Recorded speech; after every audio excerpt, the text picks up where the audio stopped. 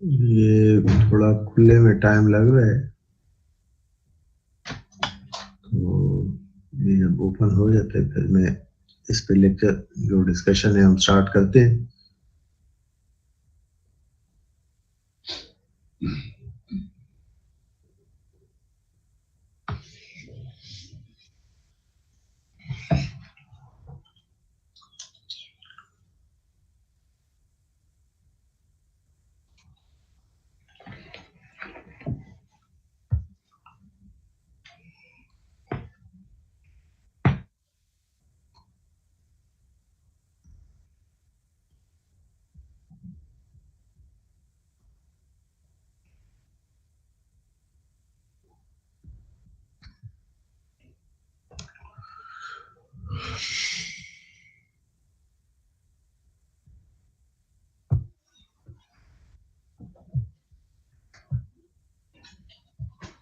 अच्छा, तो डिस्कशन हमने स्टार्ट की थी मॉडल एनालिसिस पर। अब मॉडल एनालिसिस किसका परफॉर्म करते हैं, तो उससे रिलेटेड जो है डिस्कशन हम स्टार्ट करते हैं।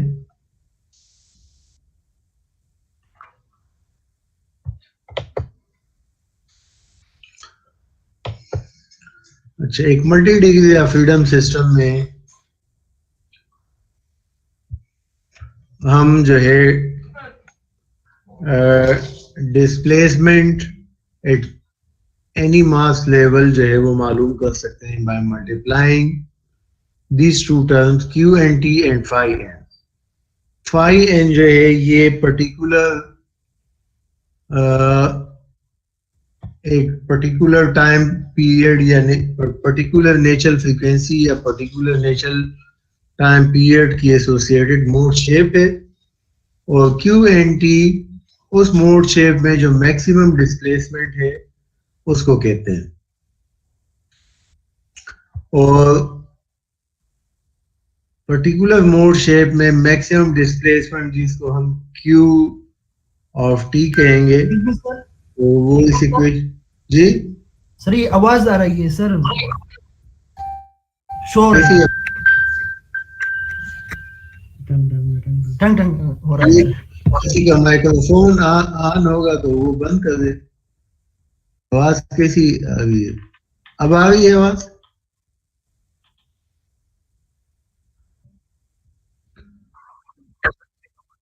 अच्छा,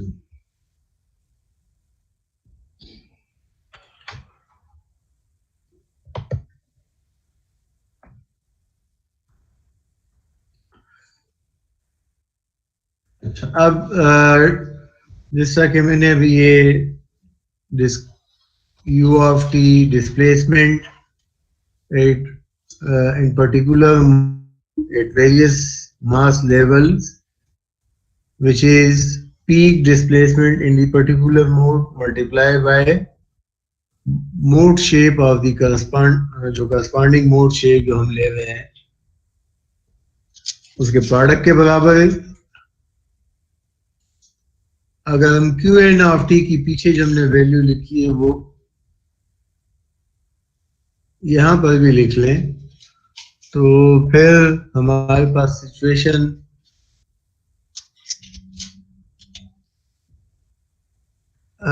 ये आ रही है। इसको अगर आवाज साफ आ रही है?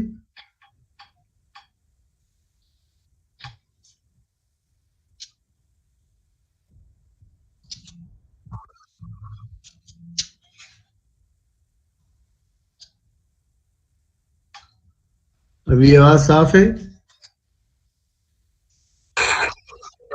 अच्छा, इसको अगर हम 2 दफा डिफरेंशिएट कर दें तो हमारे पास एक्सेलरेशन की वैल्यू आ जाएगी और हम इस फॉर्म में भी लिख सकते हैं। अब हमारे पास multi degree of freedom system जो कि अनडैम्प्ड हो और उसमें फ्री वाइब्रेशन हो, उसकी इक्वेशन ऑफ मोशन को मैट्रिक्स फॉर्म में हम इस तरह लिख सकते हैं। इसमें u और u डबल डॉट की वैल्यूज आप सब्स्टिट्यूट कर दें तो आपके पास ये इक्वेशन आ जाएगी। अब इन दोनों टर्म्स का प्रोडक्ट जो है 0 है, इसका मतलब है या तो ये पैरेंथेसिस के अंदर जो वैल्यू है ये 0 है या जो उस मोड में पीक डिस्प्लेसमेंट है उसकी वैल्यू 0 है। पीक डिस्प्लेसमेंट की वैल्यू 0 नहीं हो सकती, ओनली ऑप्शन है इसके जो पैरेंथेसिस के अंदर है ये टर्म 0 है। इसको अगर हम 0 के बराबर ले लें तो हमारे पास ये इक्वेशन आ जाएगी। इस टाइप की इक्वेशन को आपने मैट्रिक्स अलजेब्रा में पढ़ा होगा, आइगन वैल्यू प्रॉब्लम कहते हैं। अगर ये डायनामिक्स का प्रॉब्लम है लेकिन बेसिकली जब हम इसको सॉल्व करते हैं तो जाहिर मैथमेटिकली सॉल्व करते हैं, अलजेब्रा के प्रिंसिपल अप्लाई करते हैं मैट्रिक्स अलजेब्रा, और मैट्रिक्स अलजेब्रा में इस टाइप ऑफ प्रॉब्लम को आइगन वैल्यू प्रॉब्लम कहा जाता है।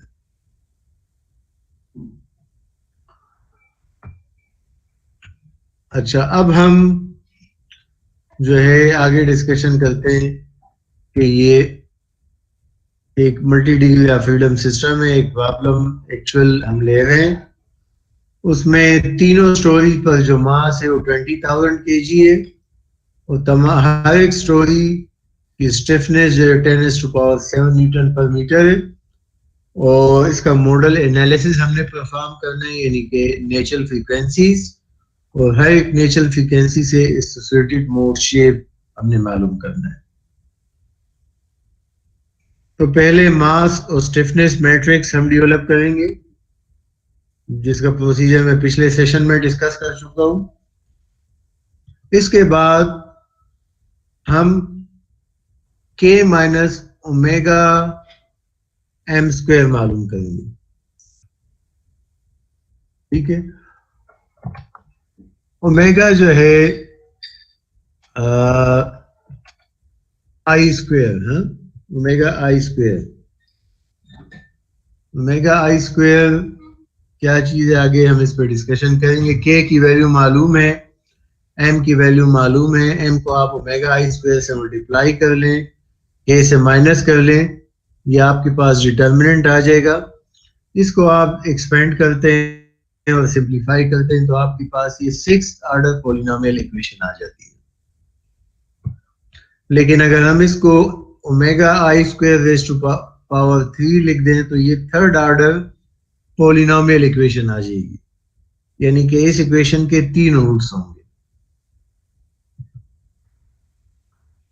तो इनके तीनों रूट्स अगर हम मालूम करते हैं तो सबसे जो लोवेस्ट वैल्यू है ओमेगा n1 स्क्वायर वो 99.03, उससे नेक्स्ट हायर वैल्यू 777.5 और सबसे हाईएस्ट वैल्यू 1623।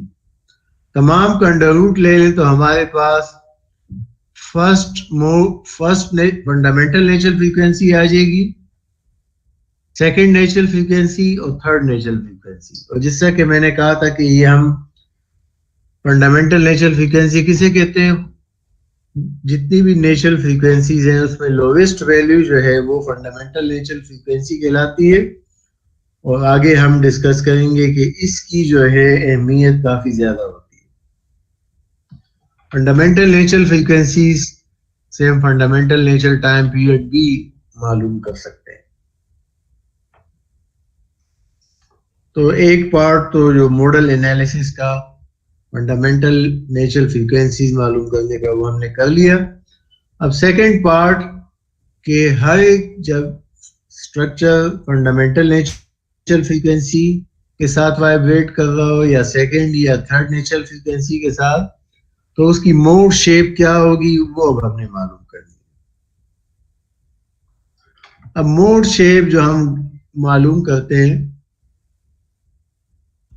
तो मोड शेप हम जो है वो उसकी नॉर्मलाइज्ड वैल्यू मालूम करते हैं, यानी कि रिलेटिव वैल्यूज हम मालूम करते हैं। जितनी भी फ्लोर, हर एक मास लेवल पर जो डिस्प्लेसमेंट है उसकी एक्चुअल वैल्यू नहीं मालूम करते, बल्कि उसकी नॉर्मलाइज्ड वैल्यू मालूम करते हैं, यानी स्केल्ड वैल्यू मालूम करते हैं। इस स्केलिंग या नॉर्मलाइजेशन के मुख्तलिफ मेथड्स हैं। पहली टर्म ये है कि जो phi matrix mode shape matrix आएगी, इसमें लार्जेस्ट टर्म को आप 1 लें और बाकी को उस हिसाब से आप स्केल कर दें। इन लेक्चर में हम ये पहला मेथड इस्तेमाल करेंगे। इसके अलावा भी ये 3 मेथड्स हैं, लेकिन बहरहाल हम ये पहला मेथड इस्तेमाल करेंगे। तो अब हम ये करेंगे कि k minus omega N square M मालूम करते हैं।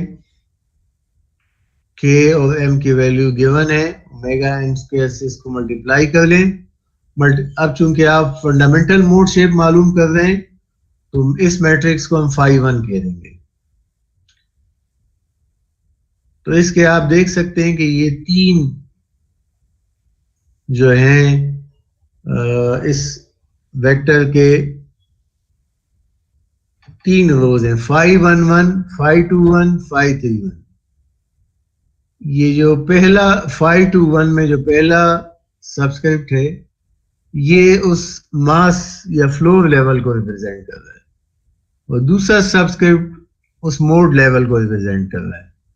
यहां पर हम फंडामेंटल मोड या फर्स्ट मोड की बात कर रहे हैं, तो दूसरा सब्सक्रिप्ट 1 उस मुनासबत से।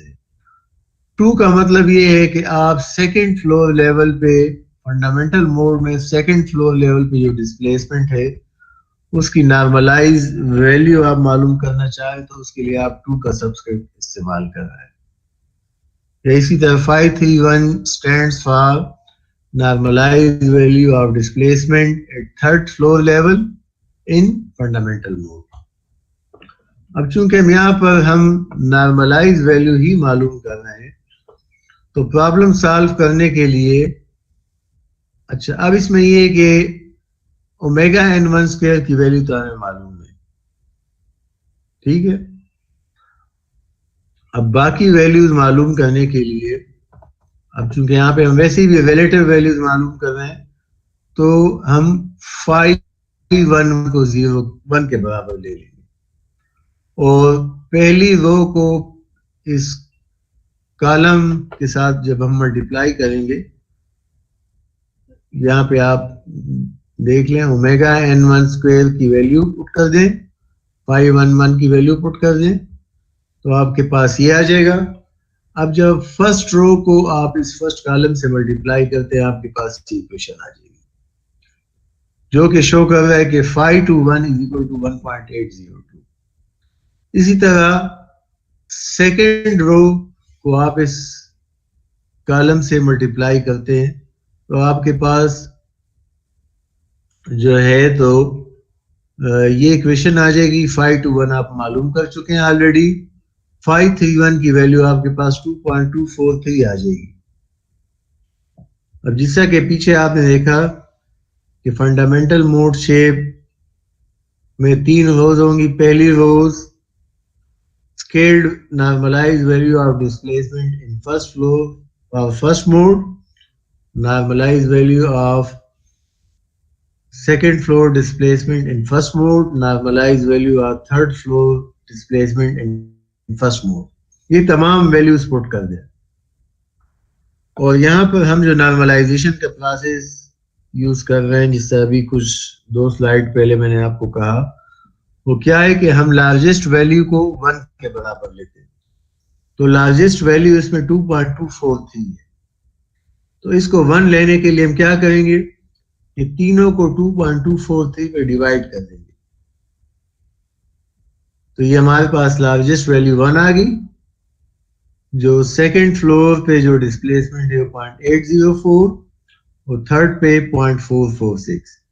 लेकिन ये याद रखिए ये एक्चुअल वैल्यूज नहीं है, ये नॉर्मलाइज वैल्यू है।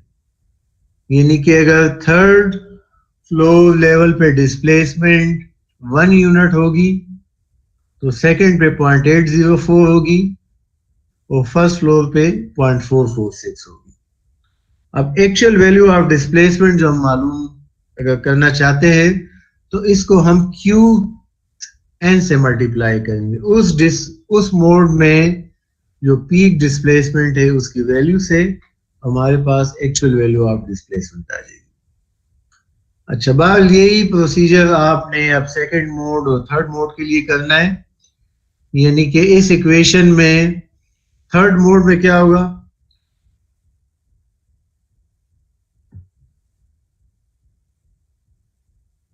सेकंड मोड में क्या होगा, ये ओमेगा एन टू स्क्वायर हो जाएगा और ओमेगा एन टू स्क्वायर की जो भी वैल्यू आप पुट कर दे, ये जो है 511 के बजाय क्या होगा 512, यानी कि normalise value of displacement in first floor in second mode, ये 522 हो जाएगा, ये 523 हो जाएगा, सॉरी ये 521, ये 522 और ये 532 हो जाएगा। तो इसी प्रोसीजर के तहत जब हम वो मालूम करते हैं तो उसकी ये वैल्यू आती है। अब इसमें ऑलरेडी लार्जेस्ट वैल्यू 1 है तो इसको मजीद नॉर्मलाइज करने की जरूरत नहीं है। 5-3 थर्ड मोड शेप ये आती है, इसमें मैक्सिमम वैल्यू जो है 1.243 है। इसको 1 पे लाने के लिए हम तमाम को 1.247 पे डिवाइड करेंगे तो हमारे पास ये आ जाएगी। तो खुलासा क्या है कि जब स्ट्रक्चर फंडामेंटल मोड के साथ वाइब्रेट कर रहा होगा तो उसकी डिफॉर्म्ड शेप इस किस्म की होगी। सेकेंड मोड शेप के साथ जब वाइब्रेट कर रहा होगा उसकी डिफॉर्म्ड शेप इस तरह होगी और थर्ड मोड के साथ जब वाइब्रेट कर रहा होगा तो उसकी डिफॉर्म्ड शेप इस किस्म की होगी। यहाँ पर इन तीनों को समराइज किया गया। तो ये तो हो गया आपका जो model analysis for undamped system, यानी कि एक अनडैम्प्ड सिस्टम में आप फंडामेंटल फ्रीक्वेंसीज और उससे एसोसिएटेड मोड शेप्स आप किससे मालूम करते हैं, उससे रिलेटेड अगर आपको कोई सवाल है तो आप पूछ ले और आगे चलते हैं।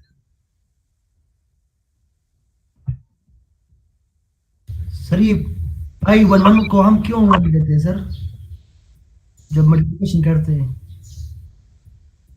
देखिए नॉर्मलाइजेशन के मुख्तलिफ क्लासेज हैं। एक्चुअल डिस्प्लेसमेंट्स मालूम करने के लिए आप तमाम डिस्प्लेसमेंट्स को नॉर्मलाइज करते हैं, एक ही लेवल पे लाते हैं। तो ये उसका प्रोसीजर है और ये इसके कई मेथड्स हैं। हम जो मेथड फॉलो कर रहे हैं उसमें हम ये कि मैक्सिमम वैल्यू को हम 1 लेते हैं। तो ये एक्चुअल डिस्प्लेसमेंट मालूम करने के लिए प्रोसेस जरूरी है, इसलिए हम ये करते हैं।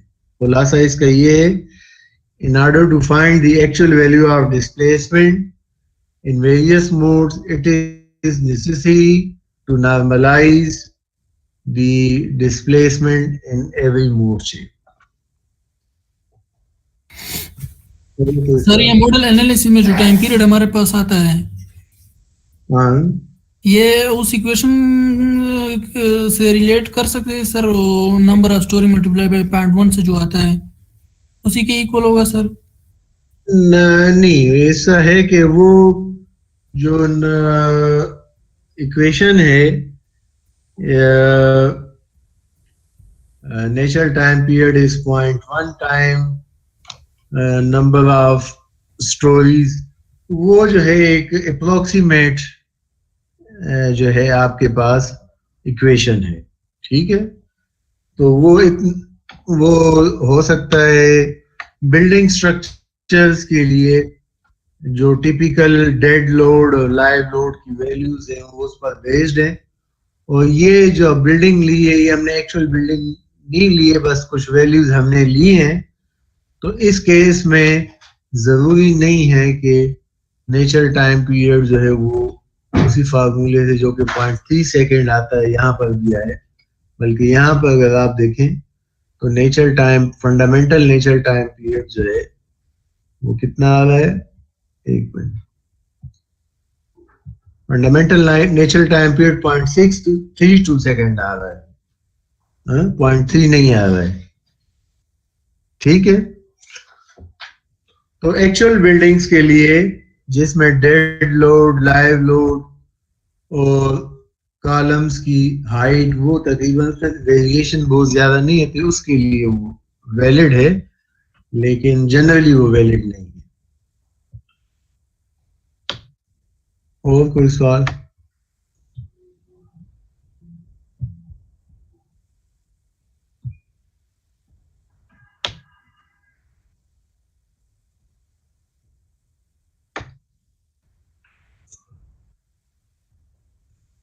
अच्छा, चले आगे चलते हैं।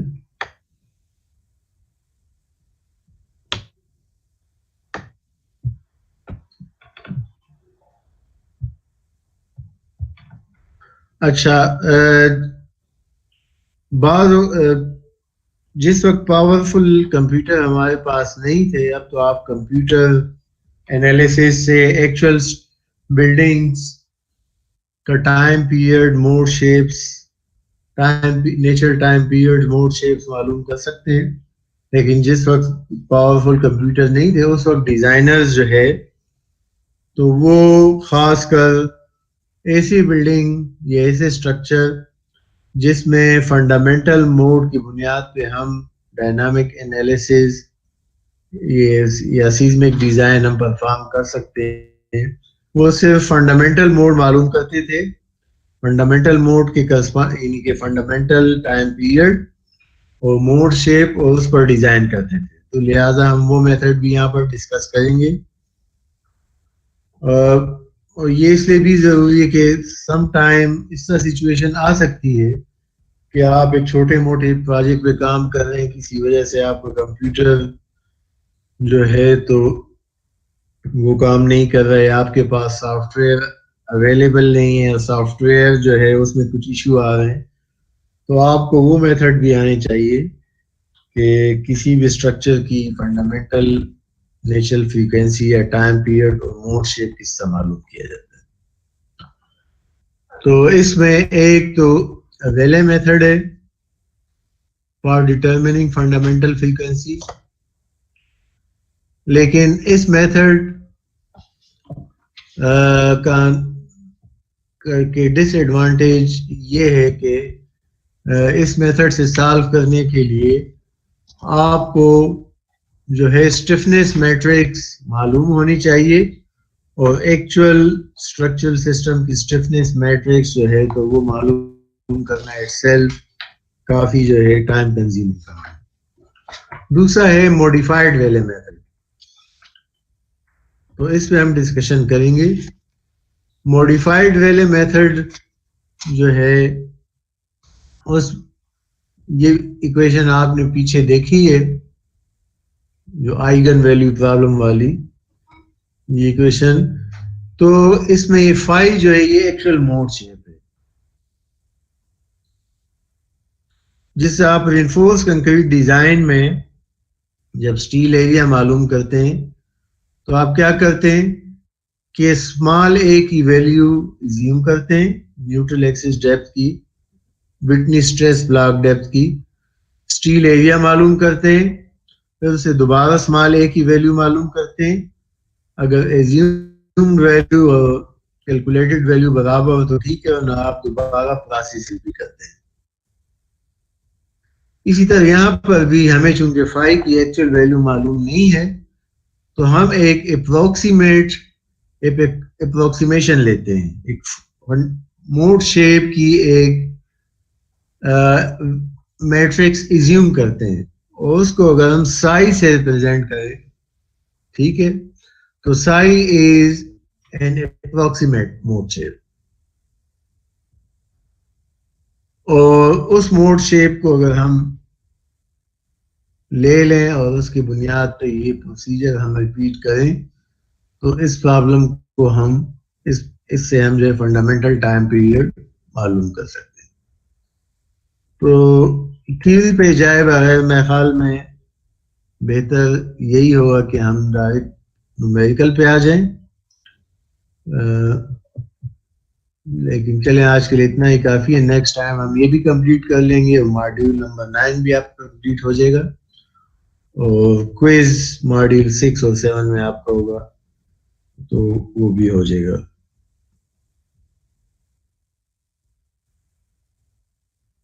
अच्छा ठीक है, ठीक है, आज के लिए इतना ही काफ़ी है।